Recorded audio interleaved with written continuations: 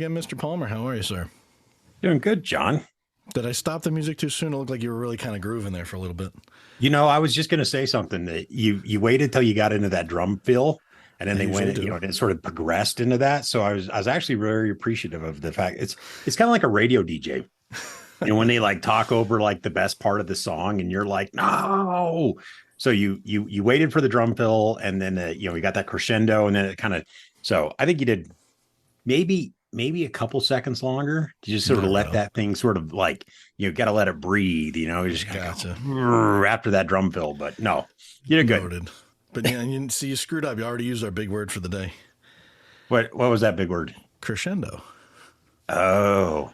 Yeah, that's it. We can't use anything else big, or we're going to be in trouble with somebody somewhere. Yeah, that reminds me. I got to go back to the podcast we did with John Murphy. Oh boy. And find that word that he used and then define it in the show notes so I can remember it. Oh God.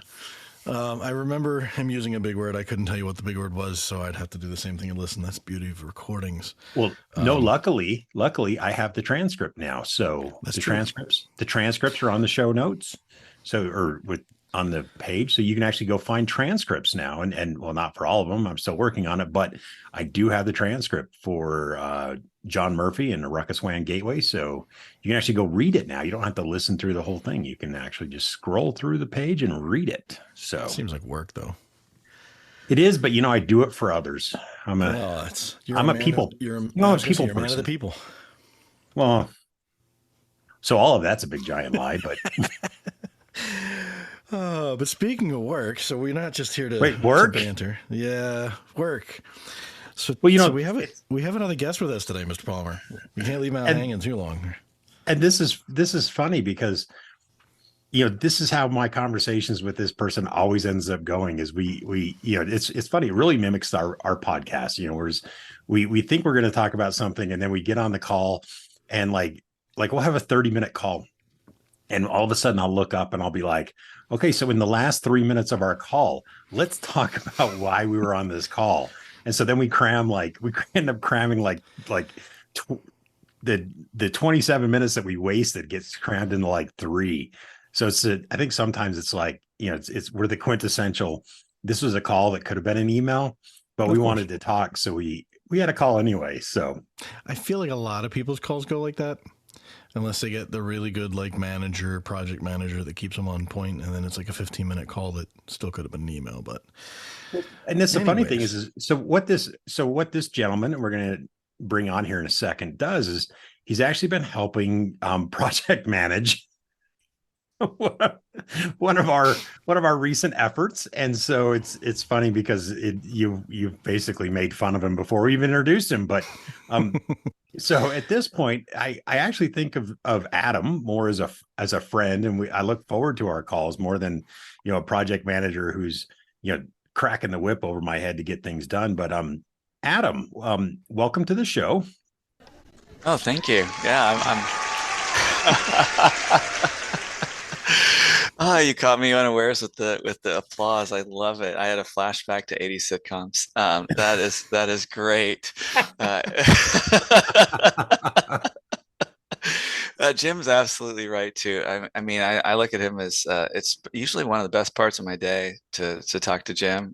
Even if it's been a bad day, we talk, and then somehow the world is better, and we've solved something, or maybe not. Maybe we just feel a little bit better about where we are and move forward. And same with John. It's just good to catch up. And I mean, we probably spent 20 minutes talking before we started this. So just a good way to get back into it and reestablish some of the things that we didn't get a chance to talk about in the last couple of months. Anyway, I should probably introduce myself. I was like, we know you, but nobody else. Right. Yeah, exactly. Random voice. Yes. Yeah. So my name's Adam Cutts, and I work in what's called our Networking, Intelligence, Cellular, and Security Group, or segment, and that has a bunch of business units in it. And my team is responsible for some of the critical business operations, notably federal, state, local education, as well as a service provider for some of our business units, but I also do special projects and do project management. And it's not just me. I have team members who also do projects and own the business operations and are experts in their own right. So it makes for quite an entertaining and diverse day each day of the week. All righty. Jim, I think we both owe him a check, by the way, because that was really good. That was really good. We're going to have to... Checks in the mail. Yeah, no check needed. I say it like it is. That was a very project manager answer, by the way. I was just trying to prove that I can be concise and on point now and then. I don't know. I drifted off in the middle of it, so I'm not quite sure. You're not alone. My wife always asks what I do, and I tell her, and then she's like, "Can you boil that down into something that's a little bit less corporate and a little bit more English language?" And it's funny because that's kind of I always bring up a story that happened to me way back in the day, and I was talking to a salesperson, and he asked me a question. Mm-hmm. And it was a kind of a technical question. And I spent like 10 minutes explaining the answer to him. And he sat there very, what I thought was paying attention to me and focused and everything. And he comes back, and at the end, he goes, when I ask you what time it is, don't tell me how to build a watch. And I was like, oh yeah. I was like, so the answer to your question is yes. And he's like, thank you. That's all I needed. And walked away. And I was so that's something but it's something that I've always struggled with. And this sort of ties into, the project that Adam and I have been working on for, gosh, how long now? Oh, geez. We started it last year, putting the structure in place. And like anything, if you want to be successful, you spend more time getting the structure in place and getting the process working the way you want it to, getting the materials, lined up than you do actually doing it once you have things clicking along. So it took us quite some time to get all of the mechanics in place and then to start delivering on it. And yet no one knows what we're delivering yet. So I'll hand that one back to you to release the tension there.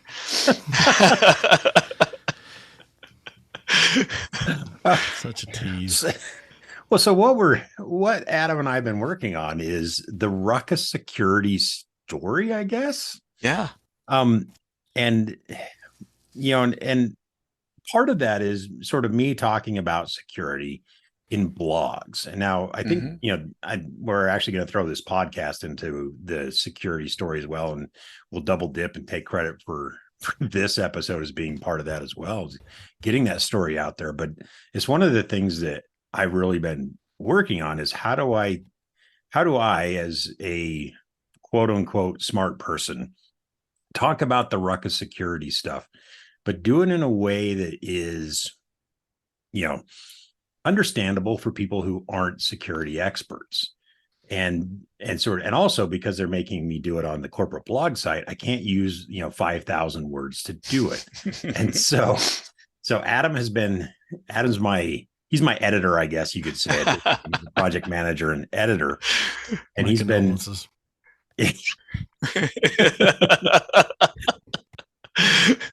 that fits. I'll own that one. So I love you, Jim, but we know you can be very loquacious. Oh, my God, that's a good word. I was going for verbose. Well, I will, full disclosure, I am stealing that line from a movie. And if you can guess the movie, that's great. You know exactly what I'm watching. Nicolas Cage, John Cusack, Ving Rhames. It involved a plane and a bunch of cons. Con Air, yeah. Yes. Nice. Yes. All that from Con Air. But anyways, that's my contribution for that. So now we use two big words. People are going to think we actually know what to talk about.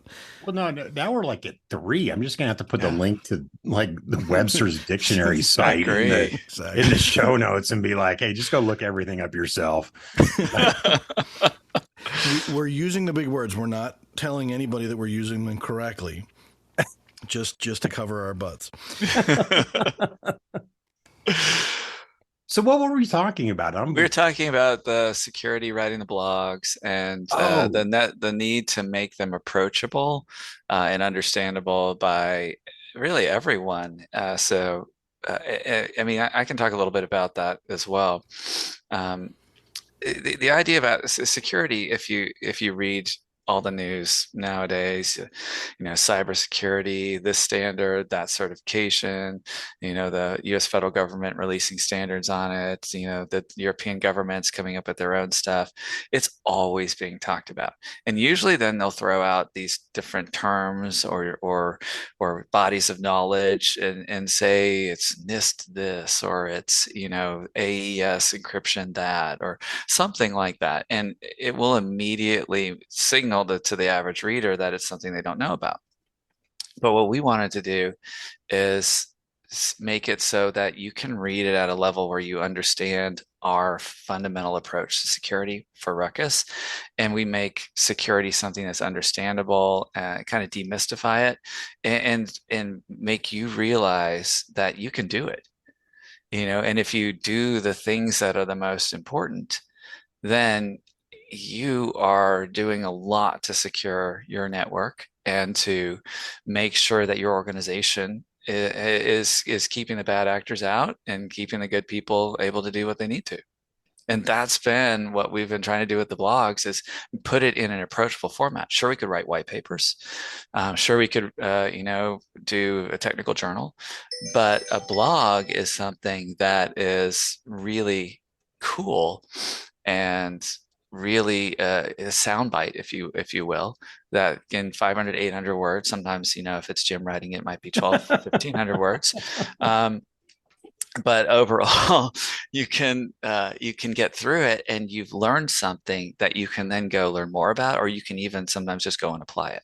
And so that's been the approach that we've been trying to do to get a security narrative, a story out there that holds together, and people can see how Ruckus is really fundamentally focused on and concerned with securing their network.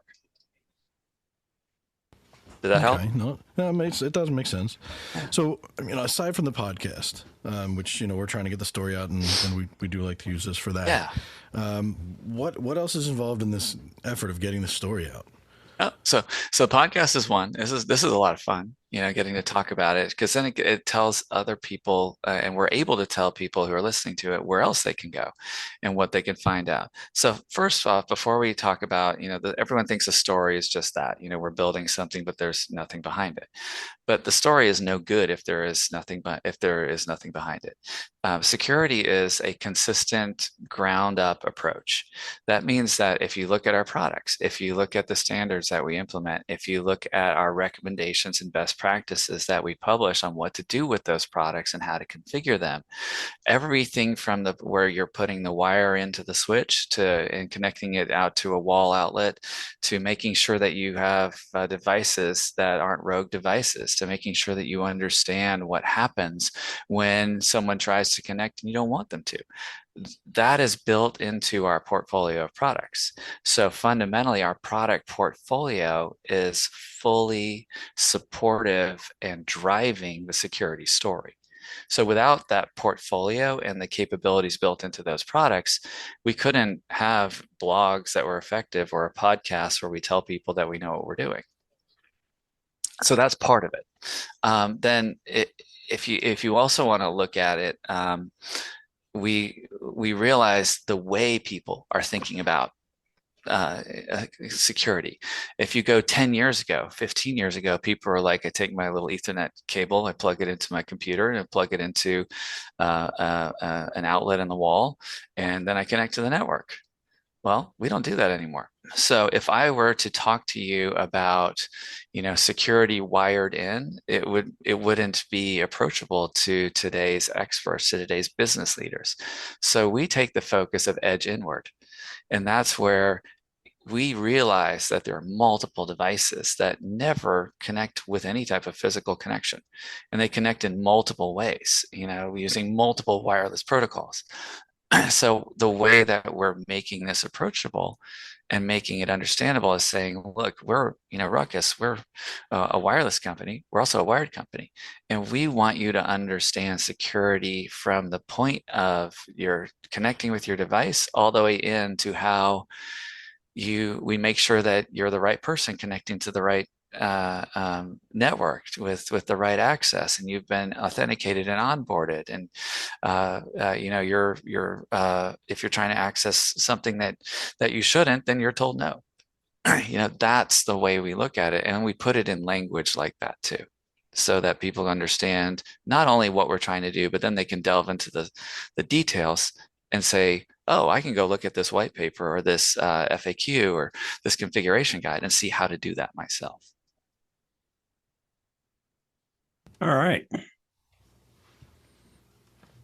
That's a lot to, I mean, that's a really, I mean, it's a really good answer, but I mean, it's a lot to digest, and you brought up something that I'm going to steal from some other things that we've talked about or we're scheduled to talk about, I guess. But you're talking about from the edge in, and I think a lot of times people think of security and they only think about like firewalls, and so it's hey, I really should only depend on my firewall for my security, and so security is a firewall, but I mean, truth be told, Ruckus doesn't have a what you would call a quote unquote firewall that you'd normally think of.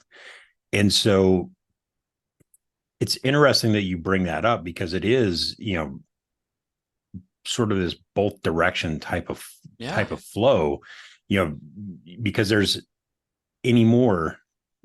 two edges to the network, and you just can't say the edge anymore because you have your access layer edge. Right. And then you have your WAN edge. And so I know something that I was taught early on was actually to define that, of saying, hey, which edge are you talking about? Are you talking about the access layer edge or the WAN edge?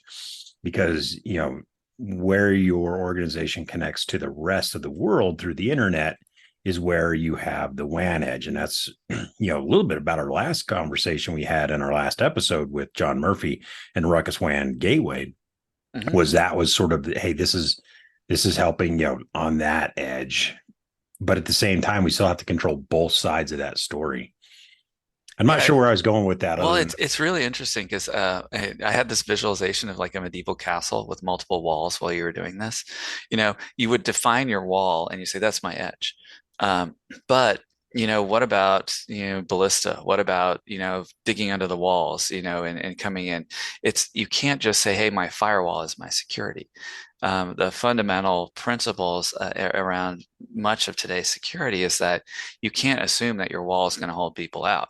You have to basically, it's like the zero trust architectures and principles. You have to assume that there are bad actors and that you have to be able to detect the ones that make it in as well as the ones that are, that you're trying to prevent.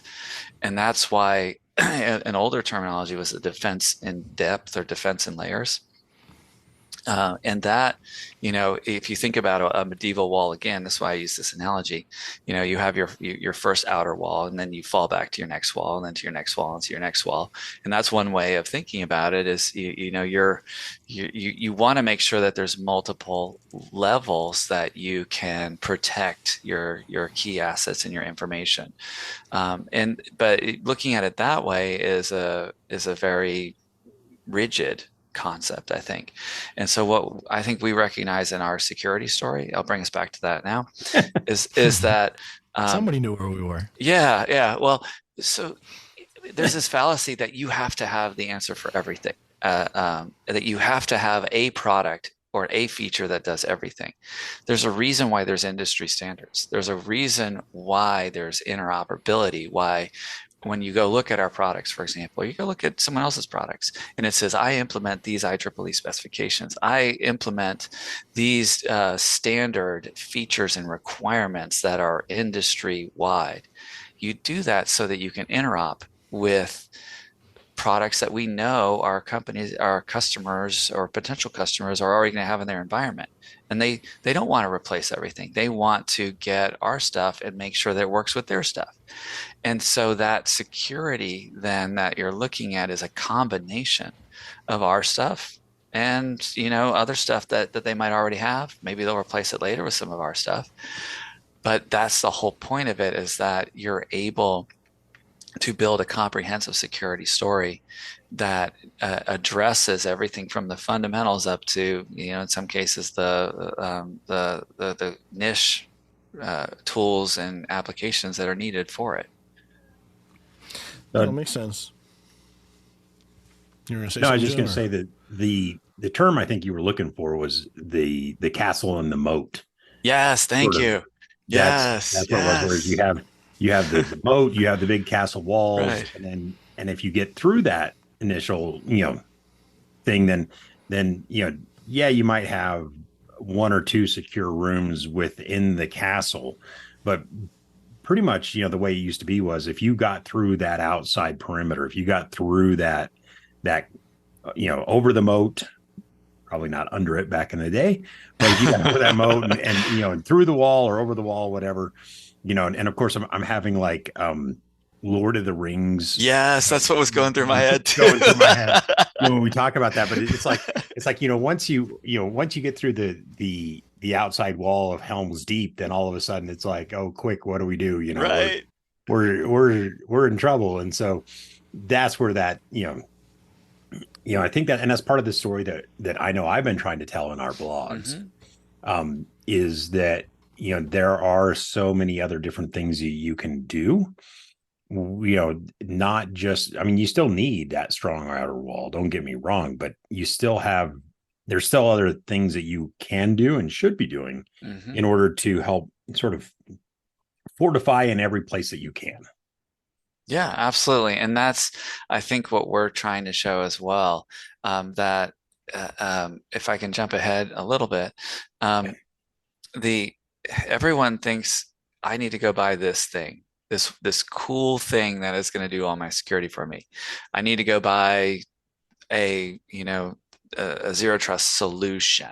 You know, for example, that's going to do everything. I know you're shaking your head at this. I know, but zero trust is a set of principles, and implementation of those policies, procedures, and controls to make sure that you're doing the things you need to keep bad actors out and to catch them, you know, and kick them out when if they do happen to get in. And I'm grossly simplifying this, but where I'm going with that is you don't have to have the whiz bang coolest thing out there on the market that you overlay on top of your network and all your connections into it that says, here, I'm now zero trusting. So obviously I'm secure. But if you've left your back door open and someone can walk in and move your access point to another place in the building and then have full access to the network, because that happens to be a live network drop, goes into your core network. Just as a hypothetical example, totally hypothetical, not that would ever happen. No, then your tool did nothing. And so the idea that we've been building is focusing on the fundamentals catches a huge percentage of people who want to use the easy way in. Because fundamentally, no one wants the hard way in. No one wants to be, oh God, I worked, 25 hours straight trying to break through this one area into this area. No, they want to be able to then just plug into something. Ooh, look, they left this open. Let me go. That is and if you're hard enough to get into, they're going to go find someone easier. Yeah, no, I mean, it's going back way back in my career, and I worked at a startup, and I wasn't even security conscious back then because I didn't know what I was doing. I was still learning stuff, but I remember our posture was, and it was something that I was taught, was I want to make it hard enough to get in the network, not impossible. I'm not going to be the dumb person that sits there and says, you can't get in. I want it to be hard enough that if you get in, I want to hire you. That was kind of always. I love that. Well, you're smart enough to get in. Hopefully, I mean, how many times do we see breaches because people leave? I mean, it's layer 8's the weakest link in almost every network, probably every network. And at the end of the day, how many times do you see people getting in because default passwords are still out there, or default credentials never got disabled or changed, or people walk away from their computers and they're logged in and they've got privileged access and so on and so forth, or phishing attacks and things like that. And we could spend hours talking about it. It made me laugh. And this is a story that I just sent this to Jim last night. Everybody's probably aware or will be aware if they're going to Vegas. There's a new monstrosity of an arena being built called the Las Vegas Sphere. And DEF CON is going to be there and Black Hat's going to be there in a matter of weeks. And somebody through the press has basically come out and declared that the people that run the Sphere have said it's not hackable. Oh, no. Which means when DEF CON and Black Hat are there, it's going to be hacked. They literally just threw the gauntlet down and said, come hack us. Which isn't necessarily a bad thing because you're basically getting a free pen test. But, like, it's defense in depth. It's make it as hard as possible. Make it as unattractive a target as possible. And putting a gigantic video screen around your entire arena is making it about as big a target as possible. But to kind of shift gears a little bit back to something you had talked about earlier with standards, Adam, I know from my little minuscule experience with security, like a lot of times people take their posture, take their cues from what the government requires. Yes. At the end of the day, there's a lot of fines and things that come into play with GDPR and all that being in the news. So how does that play? I mean, I know we've got some interactivity with the Fed space and things like that. So how does whether it's U.S. or international rules and laws at that point in standards, how do they come into play with what we drive forward? In fact, it's all interrelated, but they factor in a lot. So I'll use two governments as an example. So the U.S. federal government has a very extensive focus, is probably one way of putting it right now, on cybersecurity. There's a massive amount of the IT budget is dedicated to cybersecurity in the U.S. federal government, and they are passing those requirements to each of their departments and agencies and bureaus, and in turn, purchasing out of those then is requiring those same standards from any software, hardware vendors, or services or support contractors, et cetera. So that is a trickle. I hate to use trickle down effect because everyone thinks of trickle down economics. Sidebar, won't talk about it, but that's what it is. Though, is it trickles out there because the federal government is saying this is really important, and any business that wants to do business with them has to implement those standards. And those standards come in the form of across the board security. So we've been talking mostly about information security, but there are ones for around physical security, around authentication of product and components. I mean, it's full supply chain and cyber supply chain risk management and security, as well as information security that are being released out into the broader world from the U.S. federal government. So with that context, and I'm not going to list a bunch of different ones, but I could throw out all the different standards that they use. It's not really important. It's to know that they are there and that they drive behavior. So if I want to say go sell to the Department of Defense, then I have to do what we've been doing for years and go get my products certified under multiple federal certifications that say that they meet the criteria for where they're built, that they meet the information security requirements, that they meet encryption requirements and cryptography requirements, that they have security on boot up checks, that they have the ability to lock things out or lock into a particular configuration so that they can't be changed. All of those, we have done that with our products, and the results of those are ones that we can then leverage as part of our security posture. So other non-federal agencies will buy federal products because they provide more security. We've seen this happen, especially in the US. But it's not just the US. You mentioned GDPR. If you look at the European Union, each one of the member countries of the European Union have come out with their own security standards.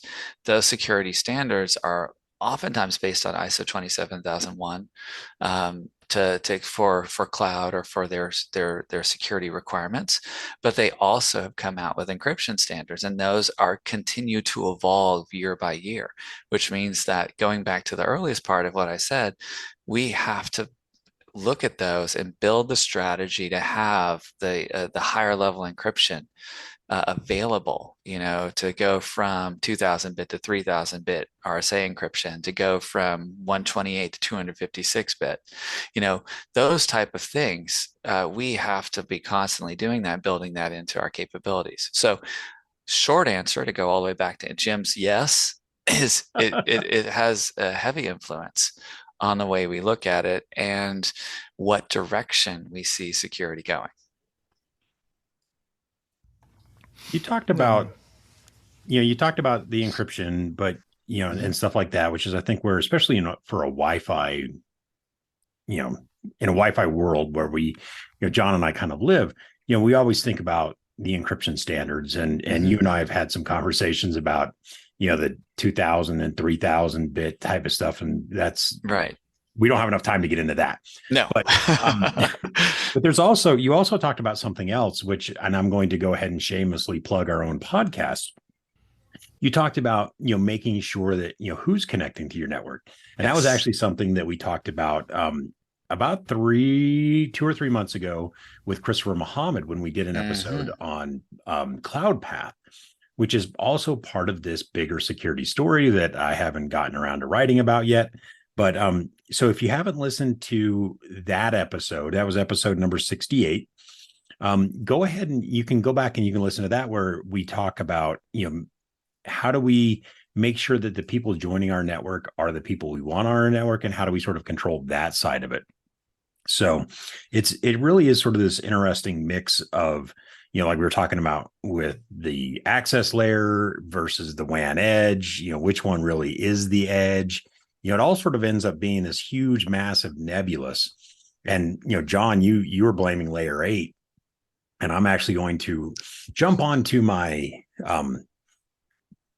my hacker fanboy mode, and I'm going to say, it is a layer 8 problem, but it's not. You really can't blame them, because for too many times we end up making it so hard that people come up with ways to circumvent the rules, but we don't ever teach them on keyboards.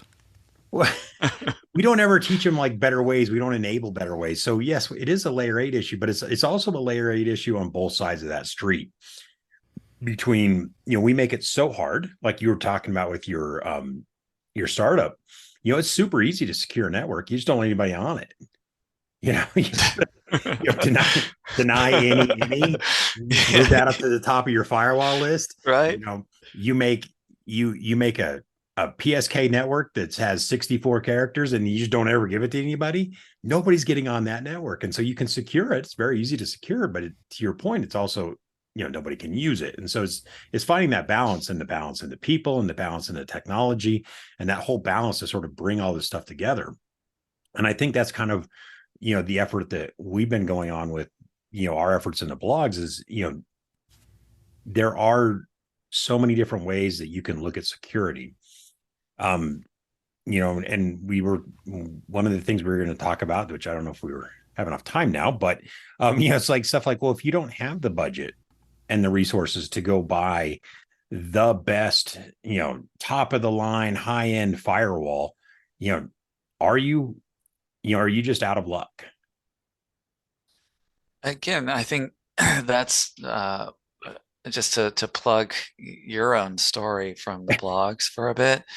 But I want to say your own story, but it's really the story of Ruckus enabling our customers to do what they need to do. And it's not saying go buy the most expensive thing, or license the most expensive thing, or go find the top-notch best of breed product for this one firewall and do that and you're good. that's, sure, that'd be awesome if everyone could do that, but not everyone can. So instead, look at what kind of environment you have, what kind of devices you have connecting, and look at the best design to make sure that you are, doing checking all the boxes, dotting all the I's, crossing all the T's to say, am I making sure that people who are connecting should connect, like authenticate and authorize them? Am I making sure that I have policies in place where I check the devices first to make sure that they are a corporate device? And those are all things that are within standard products that we and other people too offer. And you don't have to go buy the most expensive thing to do that. So the short answer, again, I'm going to keep coming back to that, is no. You don't have to buy the most expensive firewall or the most expensive toy or, the biggest SASE or SD-WAN provider to do this kind of stuff. You can your attention to the fundamentals, to securing everything from the point where things are connected, whether that's a user connecting or a device-to-device connection, and making sure that the right policies and role-based access is in place, and that you use things like certificates or pre-onboarding where things can be pre-authorized to make your job easier, like you can do with CloudPath, then you can have a secure environment without breaking the bank. That makes sense. And you talk about breaking the bank or not breaking the bank, as the case may be. So here's taking a slightly different approach. Say we've got, I'll call them frugal because I don't want to be disparaging, but we've got some, and everybody knows it, and anybody listening to this, our hundreds of listeners, it takes time, but we get to a couple hundred. Our listeners out Does that there, include family? I don't think my kids, well, if I listen to it in the car, my kids have to listen to it. So maybe. But so I'm sure we've all had these customers, right? They've got, the network works. They don't want to change it for anything. But the reality is we've got some really old legacy devices. And on top of that, they've got no staff. So, yep. I mean, are they kind of up a creek without a paddle? No, I think, again, I can't speak to their specific configurations, nor am I an expert in that. As Jim pointed out in the beginning, I'm kind of a jack of all trades, master of none. If we really want the in-depth explanation of how that would work, it has to come back to John, you, and Jim to do it.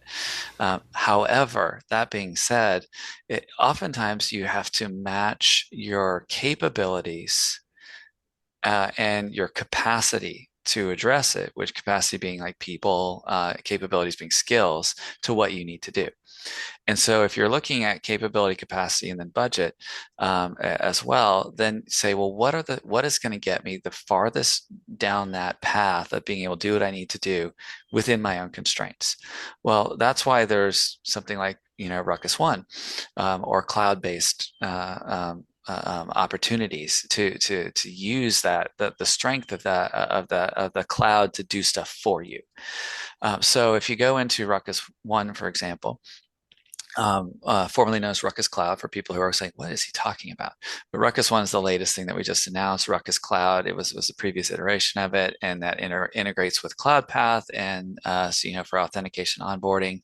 But the thing about it is you can, and I'm going to grossly simplify, check a little box that says auto update for me. And what that means is a cyber talent, a security expert, is the one who is responsible within your environment to go and make sure that you're up to date on your patches, on your firmware, your OS, your devices. I could go on.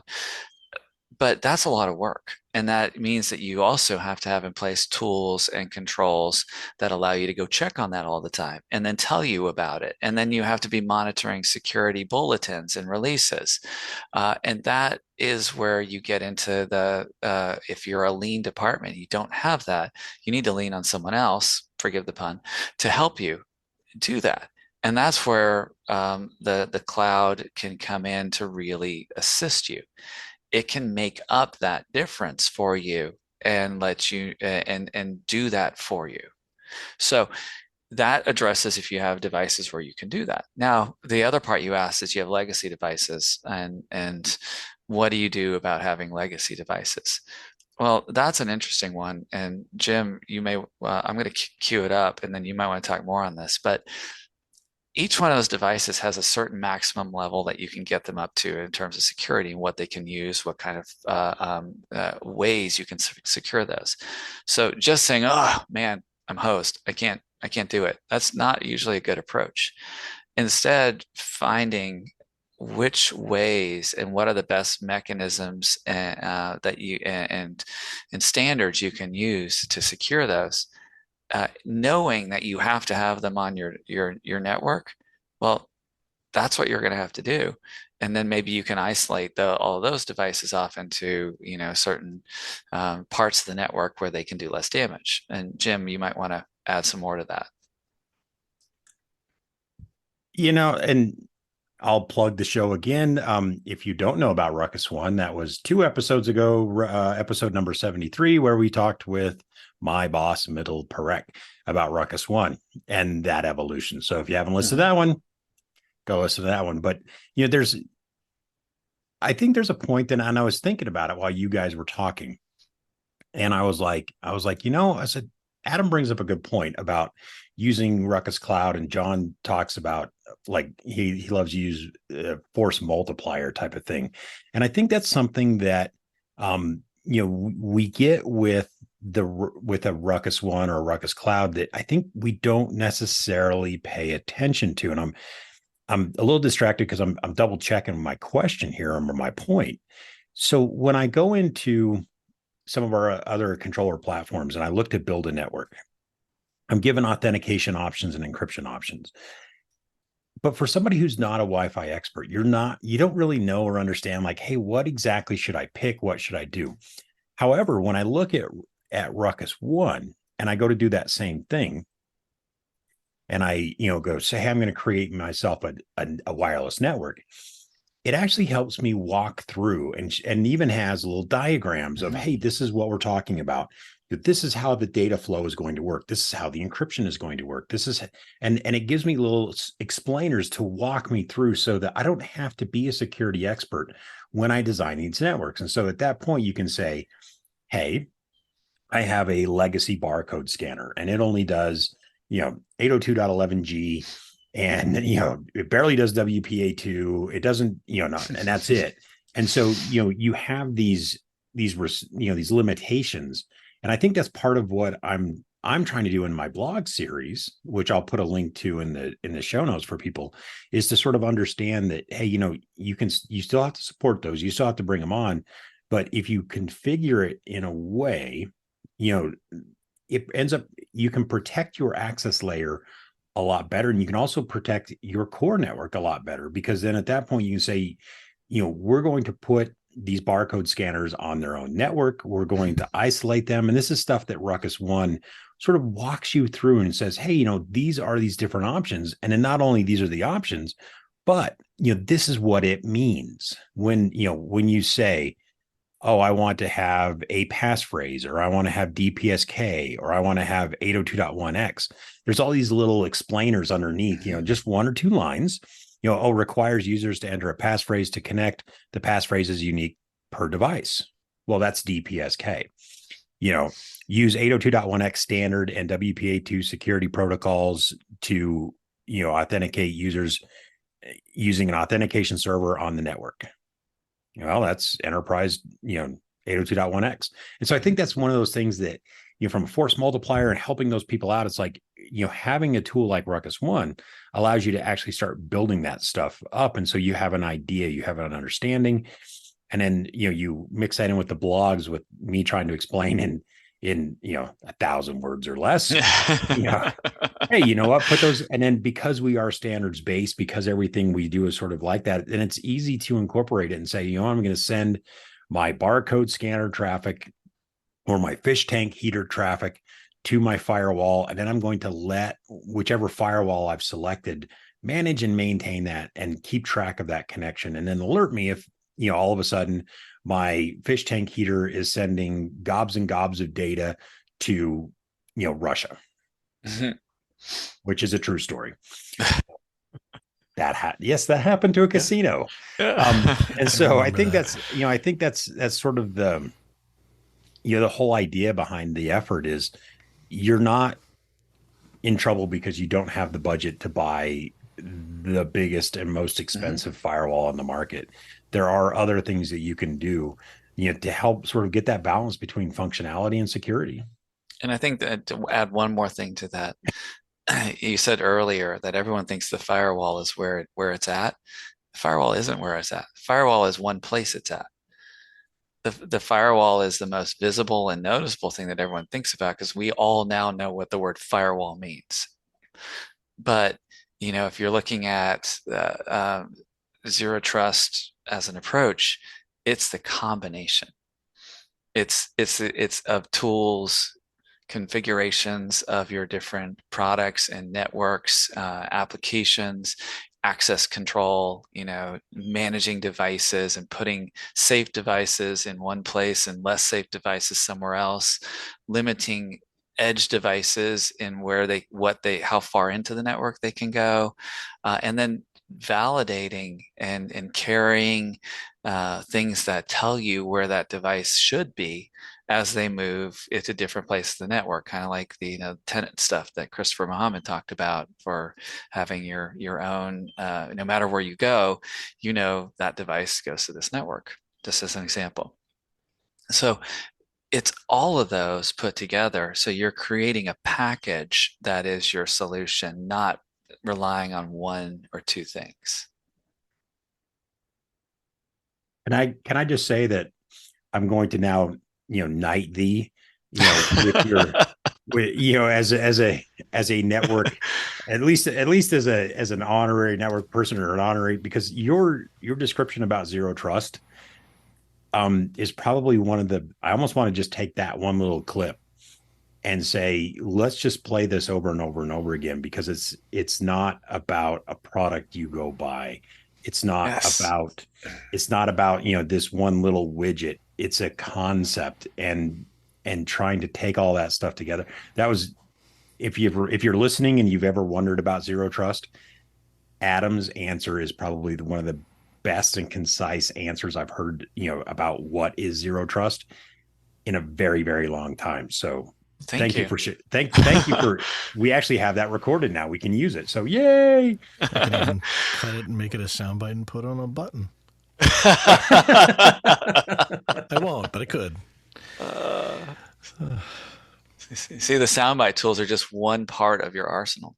Exactly. Oh. Yeah. I couldn't help it. I behave, with great power comes great responsibility. I don't use these on Teams calls, even though I could, because everything's still connected for my Teams calls. I've thought about it. I've never done it because it'll probably get me in trouble, but I've thought about it. I love it. Yeah. On that note, I don't know that I have anything else to ask. This was a very, we could easily spend hours kind of diving into any one of the particular areas of security. It's a very nebulous world. It's probably the best way to put it. Mr. Palmer, what do you think? You added another big word. I did. Yeah. And this podcast episode is very indicative of the calls that Adam and I have, where we just we're like, oh yeah, we're going to schedule it for this long, and then you look up and you're like, wow, we blew through that like nothing. So there's lots I could add, but we do need to kind of wrap this up and respect other people's time. But this is a fascinating conversation, and Adam, thanks for joining us.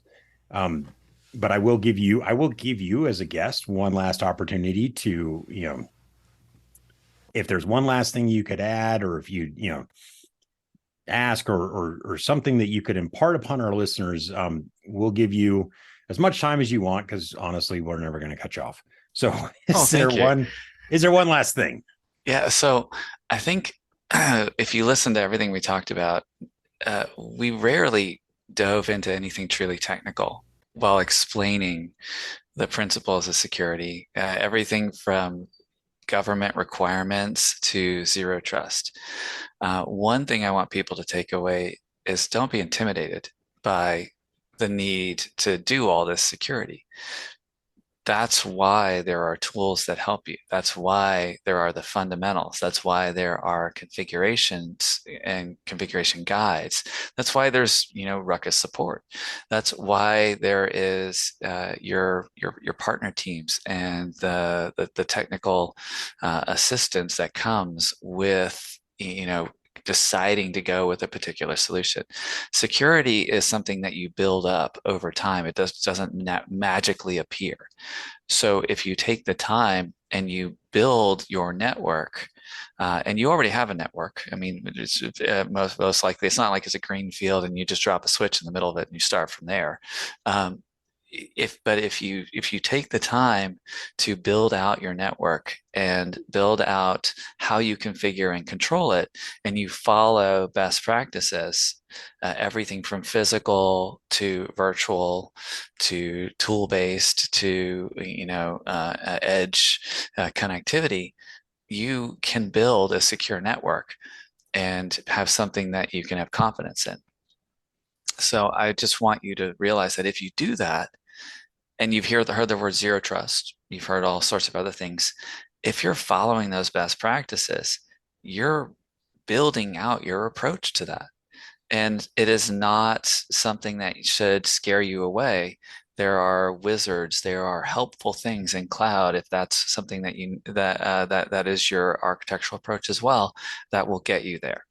When I started doing and looking into security, I had to learn everything. There's so many terms I didn't know. I probably had notebooks full of terms that I didn't understand. But if you just continue to go through and let us help you demystify it, then you're going to get where you need to go. Thank you. Awesome. Yeah, thank you.